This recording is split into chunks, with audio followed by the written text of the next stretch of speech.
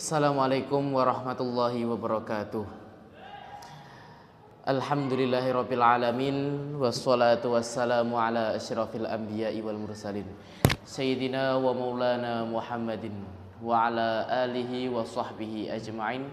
Amma ba'd. Alhamdulillah, di kesempatan yang berbahagia ini kita bisa berjumpa lagi walaupun dalam media sosial, berjumpa dalam acara ngaji online kitab takrib. Oke, dengan semoga pengajian atau majelis ini bisa membuatkan ridho dan taufik Allah mengalir kepada kita semua, dan Allah menjadikan majelis ini sebagai majelis yang barokah yang dapat menyelamatkan kita di yaumul hisab nanti. Baiklah, di sini saya akan membawakan atau menyampaikan isi dari kitab Ghoyatut Takrib karya Abu Syuja Ahmad bin Husain bin Ahmad al-Asfihani dengan pembahasan fikih Imam Syafi'i. Bismillahirrahmanirrahim. Ila hadrati Nabi Mustafa Muhammadin sallallahu alaihi wasallam wa ala alihi washabihi wa triyati wa jannati Al-Fatihah.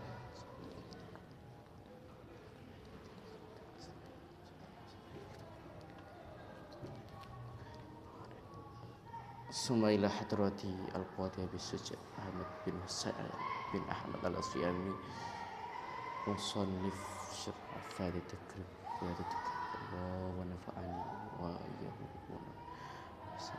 Al-Fatihah.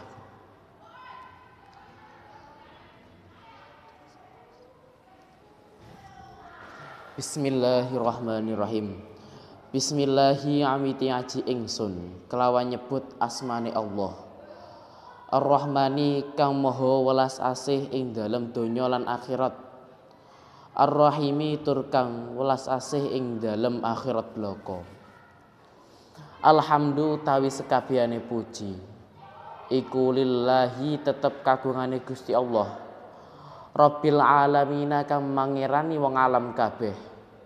Wassalalan muga paring rahmat takdim sapa Allah Gusti Allah ala sayyidina mugi tetep ing atase Gusti kita Muhammadin nyatane Kanjeng Nabi Muhammad an-nabi kang dadi nabi wa alihi lan ing atase keluargane Kanjeng Nabi Muhammad at-tahirina pira-pira wong kang suci wa sahabatihi lan sahabate Kanjeng Nabi ajma'ina hale sekabehane.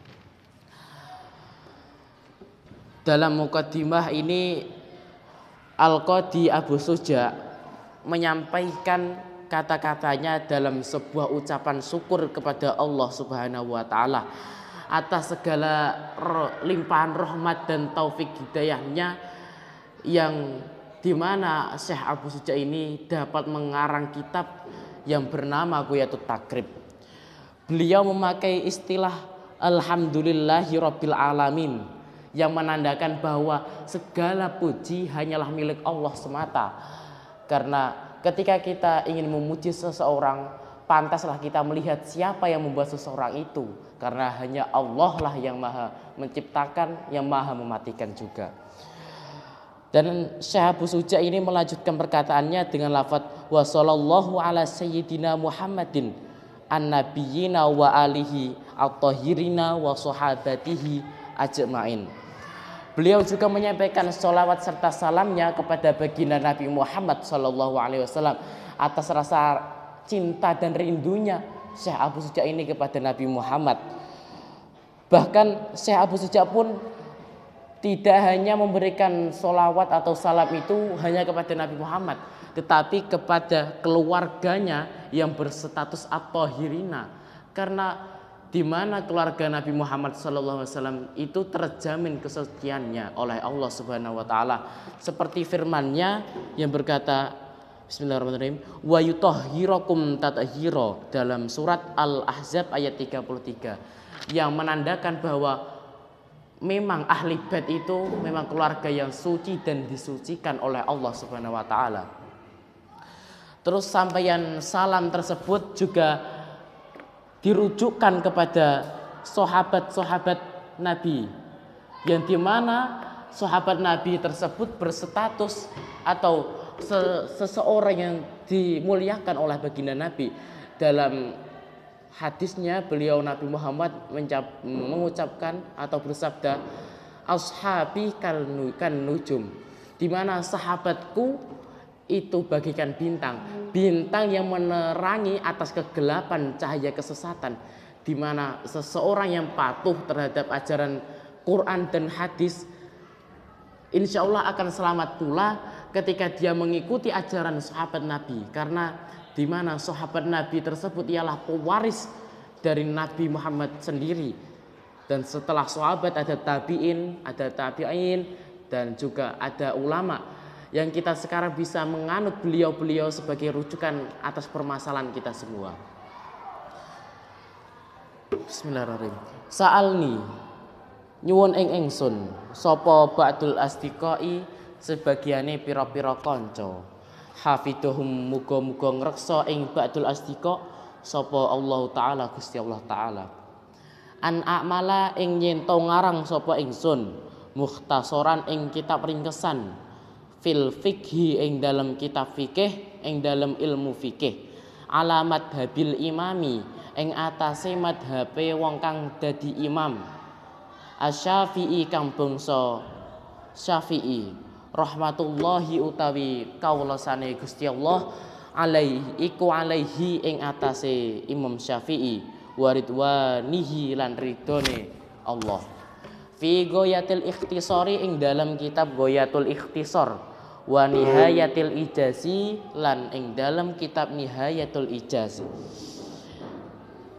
Iku yakrubu gampang alal muta'allimi ing atase wong kang belajar apa darsuhu deres Ghayatul Ikhtisar wa Nihayatul Ijazi, wa yasalulan gampang alal mubtadi'i ing atase wong kang ngawiti belajar apa hifduhu ngapalake Ghayatul Ikhtisar wa Nihayatul Ijaz, wa an aktara lan yen to ngekehake sapa ingsun fihi ing dalam Ghayatul Ikhtisar wa Nihayatul Ijaz minat taqsimati saking pira-pira panduman wa hasril khisali lan pelanggerane pira-pira pakerti, fa ajabtuhu mongko jawab sapa ingsun ing Ghayatul Ikhtisar wa Nihayatul Ijaz ila dalika maring mengkono Ghayatul Ikhtisar wa Nihayatul Ijaz,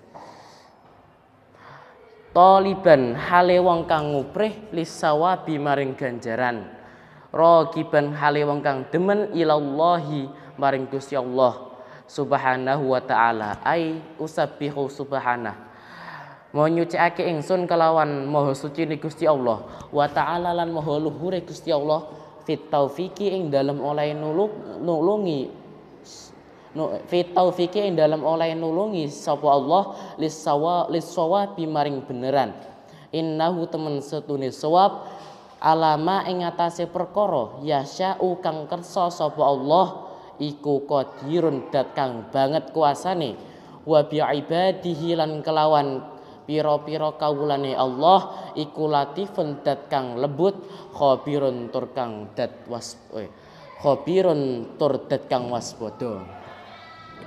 Syekh Abu Suja di sini menyampaikan bagaimana beliau mengarang kitab dan atas apa beliau mengarang kitab yang sampai sekarang kitabnya begitu trending atau tetap terjaga kelestariannya walaupun di akhir zaman seperti ini. Beliau menyampaikan dengan lafaz sa'alni ba'dul asdiqai. Beliau dimintai oleh sebagian dari teman-temannya untuk apa? Untuk an a'mala mukhtasaran fil fiqhi alamat habil Imam Syafi'i, untuk mengarang sebuah kitab ringkasan yang berisikan ilmu fikih, yang ilmu fikih tersebut tersandarkan dari madhab Imam Syafi'i rahmatullahi alaihi waridwanih. Untuk tujuan apa beliau teman-teman dari Syekh Abu Suja meminta Syekh Abu Suja tersebut mengarang sebuah kitab mukhtasar dalam ilmu fikih dengan ternyata alasan tersebut telah dijelaskan di kitab ini dengan kata yaqrabu alal muta'allimi darsuhu wa yazalu alal mubtadi'i haittuhu. Ternyata untuk memudahkan para santri dalam mempelajari ilmu fikih tersebut dan juga mempermudah hafalan-hafalan kang santri atau mbak santriwati dalam menghafal ilmu fikih ini dengan unsur untuk bisa memahami dan mempelajari lebih dalam bagaimana ilmu fikih ini. Dengan alasan tersebutlah Syekh Abu Suja ini ternyata memang ingin juga atau menghendaki atas usulan dari teman-temannya untuk mengarang sebuah kitab yang berisikan ilmu fikih. Bukan hanya itu, tujuan para teman-teman Abu Sujat itu ternyata dijelaskan juga untuk wa'an aktara fihi minat taqsimati wa hasril khisali. Ternyata juga ditekankan untuk memperbanyak sebuah bab-bab yang berisikan tentang budi pekerti, bagaimana modernisasi beragama kita dengan cara mengedepankan ilmu fikih ini. Dengan dua tujuan inilah Abu Suja menghendaki untuk mengarang sebuah kitab yang berisikan atas kehendak dari teman-temannya tersebut. Dengan dijelaskan dengan lafadz fa'ajabtuhu ila dzalika taliban lisawabi ragiban ilallahi subhanahu wa ta'ala. Di samping dua tujuan utama dari teman-temannya, beliau Syekh Abu Suja juga mempunyai tujuan tersendiri dalam mengarang kitab takrib ini. Dijelaskan di sini atas taliban lisawabi ragiban ilallahi, untuk memperoleh pahala-pahala agar beliau terjaga dari yaumul hisab atau diselamatkan atas kitabnya ini. Yang kedua dengan ragiban ilallahi, untuk mendekatkan diri dengan rasa cinta kepada Allah Subhanahu wa taala, karena hanya pertolongannya lah yang bisa menyelamatkan beliau dan juga kita semua yang mau pelajari kitab ini atas keberkahan dan pertolongan Allah Subhanahu wa taala. Karena hanyalah kebenaran yang bisa menyelamatkan kita dari seluruh kesesatan atau semua kesesatan. Karena hakikatnya kebenaran ialah sesuatu yang Allah berikan kepada hambanya. Bahkan jika hambanya meminta pertolongan tersebut, jika Allah tidak meridhoinya, maka percuma saja kita mendapatkan pertolongannya tanpa atas izin dari Allah Subhanahu wa taala. Karena Allah bersifat qadirun. Karena di sini dijelaskan alama yasya'u qadirun. Dijelaskan bahwa Allah berkuasa atas segala hak milik alam semesta ini. Jadi hanya Allah lah yang berhak untuk menguasai segala alam semesta ini.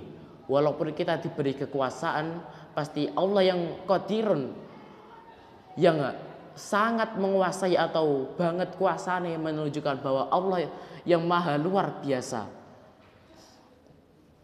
Terus wa bi ibadihi latifun khabirun, dan Allah juga maha lembut dan maha waspada atas segala tindakan dari hamba-hambanya. Maka dari itu saudara-saudari, mari kita tingkatkan keimanan dan kita tingkatkan kedisiplinan kita untuk selalu beribadah kepada Allah. Karena semata-mata kita hidup di dunia ini hanya meminta pertolongan dan ridho serta rahmat Allah agar kita bisa terjaga atas iman Islam kita sampai kita dipanggil oleh Allah Subhanahu wa taala dengan keadaan husnul khotimah. Mungkin sekian dari saya, kurang lebihnya saya minta maaf. Wallahul muwaffiq ila aqwamit thoriq. Wassalamualaikum warahmatullahi wabarakatuh.